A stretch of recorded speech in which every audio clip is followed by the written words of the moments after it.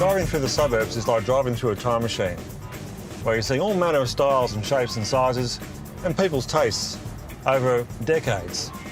The home that we're heading to is very much about its time, 2016, and it's in stark contrast to what you might expect ordinarily in the suburbs.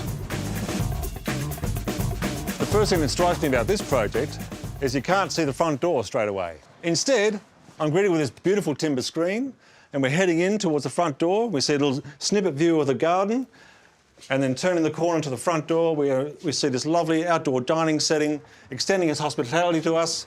It's really great. Hello. Mike, how are you? Great to see you. Nice to see you too. What an amazing place. Are you happy? Very, very happy. So why are they calling this the 5 Yards house? Interesting question, because actually there are 4 courtyards. So each of them has its own story, and the 5th is the whole garden.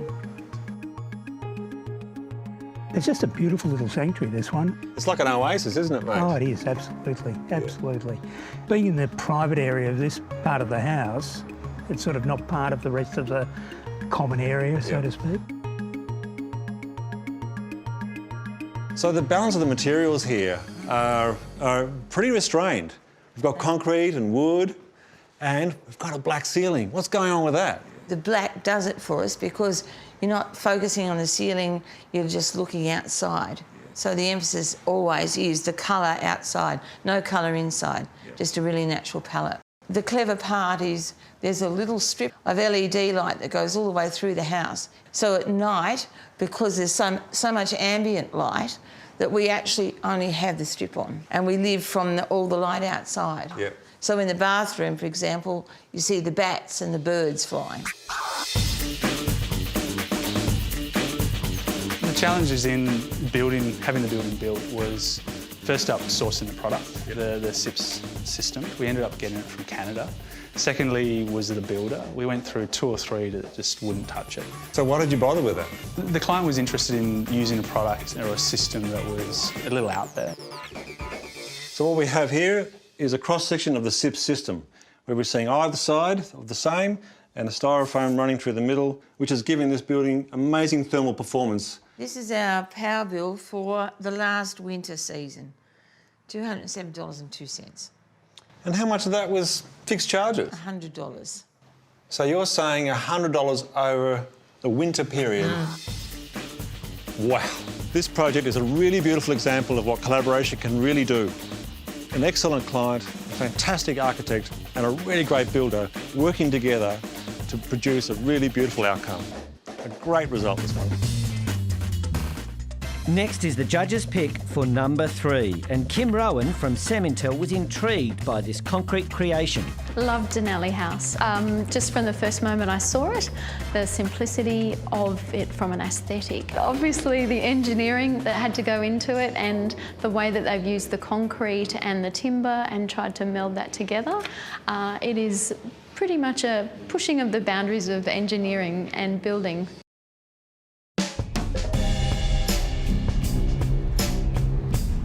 It's good to see the bush regenerating and houses going up after those terrible fires roared through here.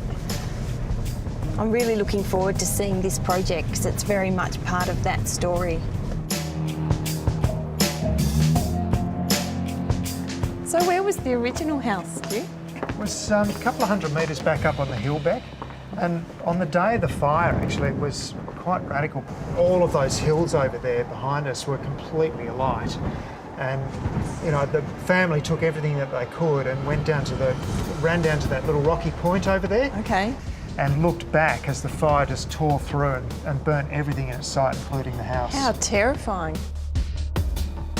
It's interesting because in the aftermath, you know, there was this opportunity though, because the family used to look from their old house towards the point and often wonder, oh, it'd be great if we were further out towards the water and what could we do out there?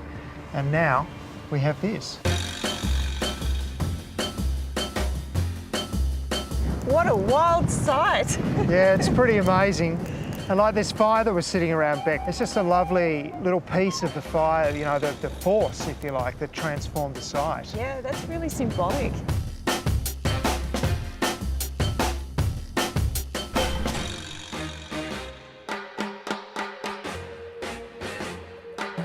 So the design time was around 11 months, including all the permits and drawings and so forth.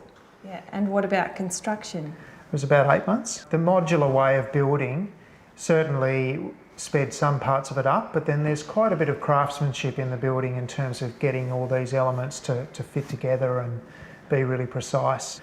The engineer did an amazing job. It is quite complex. It looks simple, but there's complexity in the engineering to get these horizontal planes floating and getting these precast panels in exactly the right position to hold them up, so it's quite critical.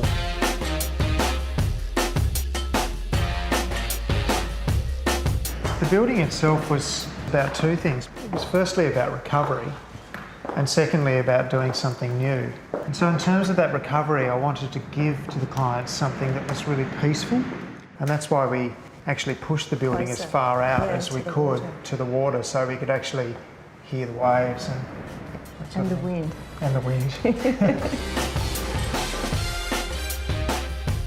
As an architect, I think this is a great project. The owners have been decisive and confident. They engaged an experienced architect and trusted him to deliver their brief. And this is the result.